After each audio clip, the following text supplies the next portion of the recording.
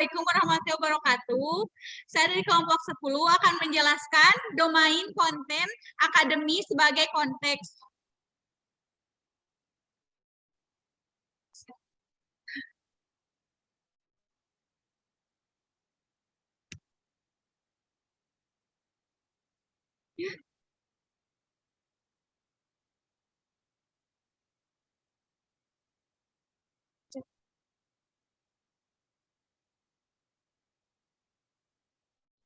Saya akan penjelas pertama, yaitu berbagai domain konten merupakan konteks tambahan di mana para siswa dapat belajar dan strategi untuk mengajar secara efektif suatu materi pelajaran dapat sangat beragam dari suatu domain ke domain lainnya.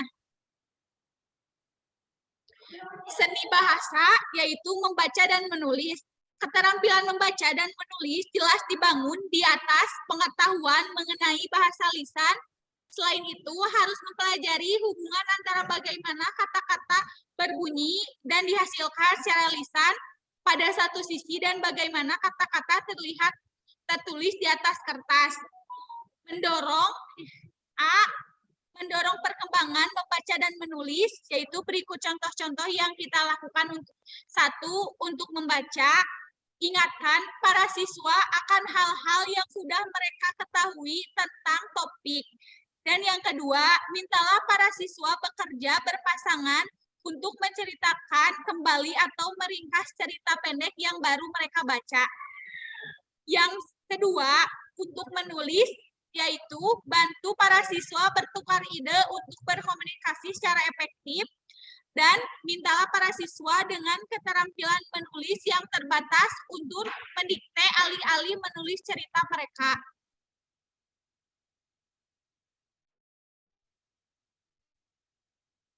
Yang selanjutnya yaitu hakikat membaca terampil, yaitu membaca adalah proses multifaset yang melibatkan pengetahuan dan keterampilan yang cukup.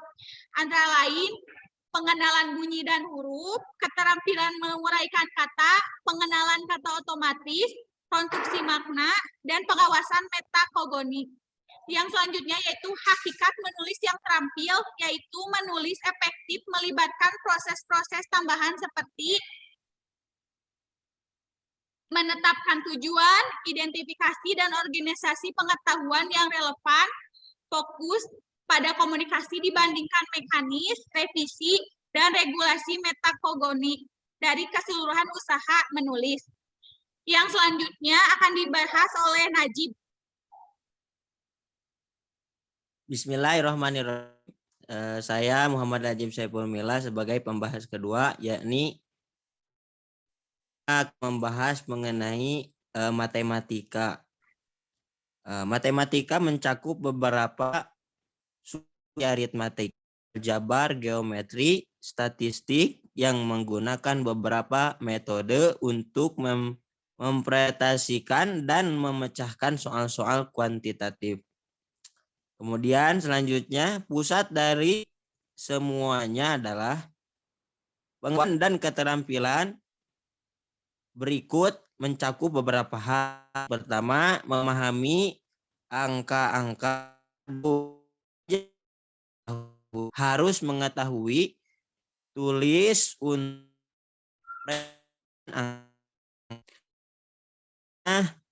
yang B, memahami konsep-konsep dan prinsip-prinsip inti seperti harus menguasai bilangan negatif, sudut siku-siku, dan variabel. Poin selanjutnya yaitu menguasai prosedur pemecahan masalah sebagai contoh, kasus untuk pembagian panjang, peralihan, dan pembagian pecahan. Kemudian selanjutnya menyediakan soal dengan tepat sebagai contoh, seorang pelajar mungkin mengidentifikasi bahwa suatu soal memerlukan penjumlahan sederhana. Kemudian yang terakhir, yang selanjutnya kognitif dan salah seperti contoh harus menentukan satu atau lebih terhadap tujuan untuk tugas pemecahan masalah. Next. Yang pembahasan selanjutnya yaitu mendorong pembelajaran dan matematika yang bermakna dan bernilai konspiritual. Ada beberapa macam, yaitu pertama, ketika secara formal memperkenalkan penjumlahan dan pengurangan dan mendorong untuk menggunakan strategi-strategi secara efektif. Kemudian yang kedua, mintalah para siswa mengaplikasikan konsep dan prosedur fundamental dalam bekerja dengan objek dan konkret dan simulasi komputer. Yang C, gunakan garis bilangan untuk membantu para siswa memahami bagaimana bilangan cacah dan pecahan yang berhubungan satu sama lain. Yang D, gabungkanlah soal-soal yang tentunya yang berbeda seperti pengurangan, perkalian, dan dalam soal-soal latihan. Yang E, sajikan soal yang mencakup informasi relevan maupun irrelevan. Next. Kemudian subtema kedua yaitu membahas tentang sains.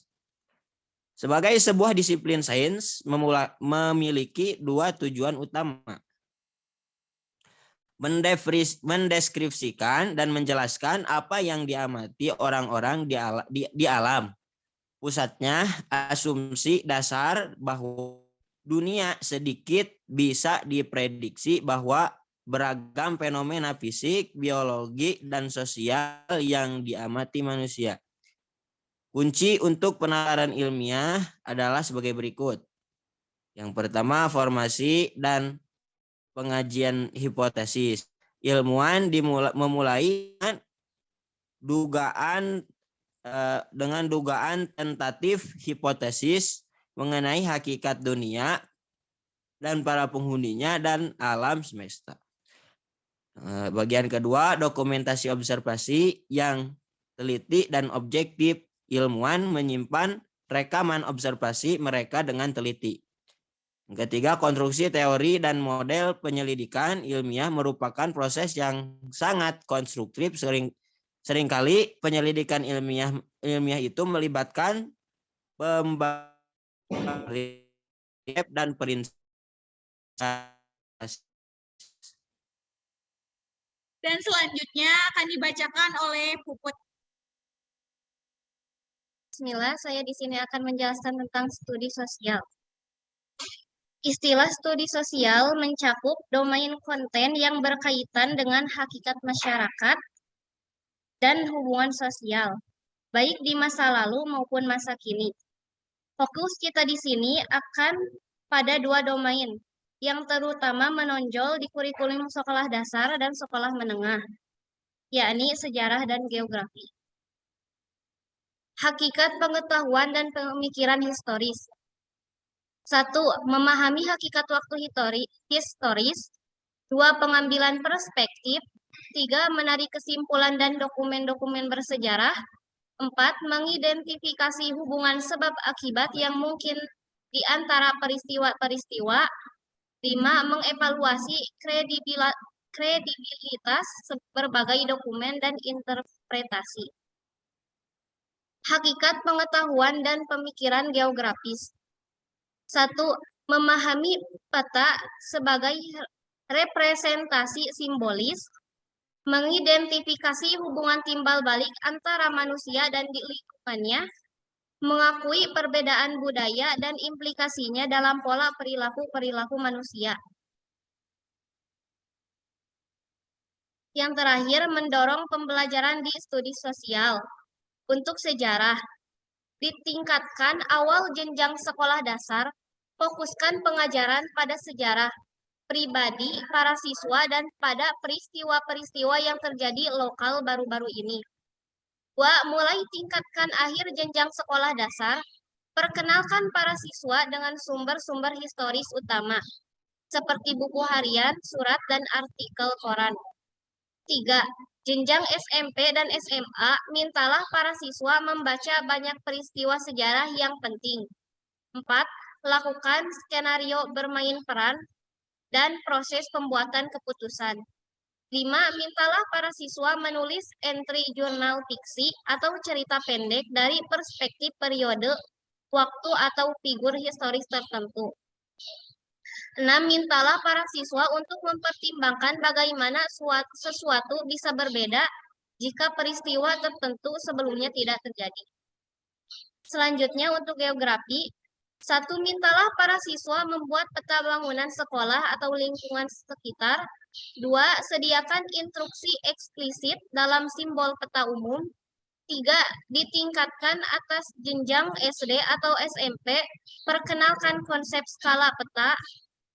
4. Tekankan hubungan timbal balik yang kompleks dan dinamis di antara fitur-fitur isi bumi. 5.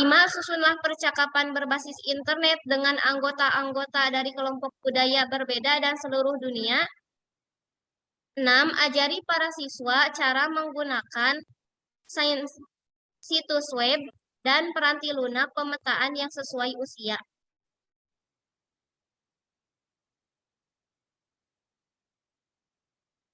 Untuk studi sosial secara umum. 1. Berfokus pada prinsip kunci ide-ide besar yang mendasari studi sosial. 2. Hubungkan konsep dan prinsip dengan pengalaman sehari-hari. 3. Hindari menandai individu dan kelompok sebagai suatu figur satu dimensi yang sederhana. 4. Tentukan karya fiksi yang secara realistis menggambarkan orang-orang yang tinggal di waktu dan tempat tertentu. 5. Libatkan para siswa dan aktivitas-aktivitas autentik yang berkaitan dengan apa yang mereka pelajari.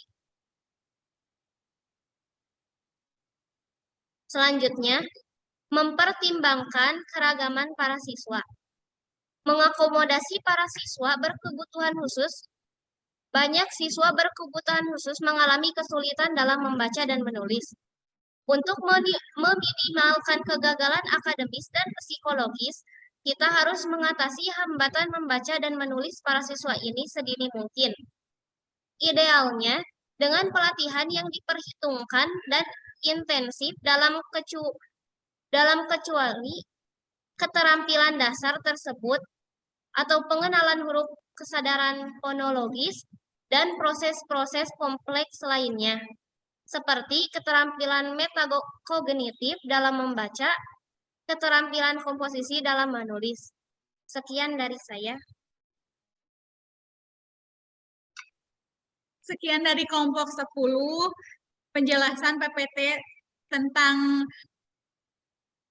domain konten. Sekian dan terima kasih. Wassalamualaikum warahmatullahi wabarakatuh. Assalamualaikum.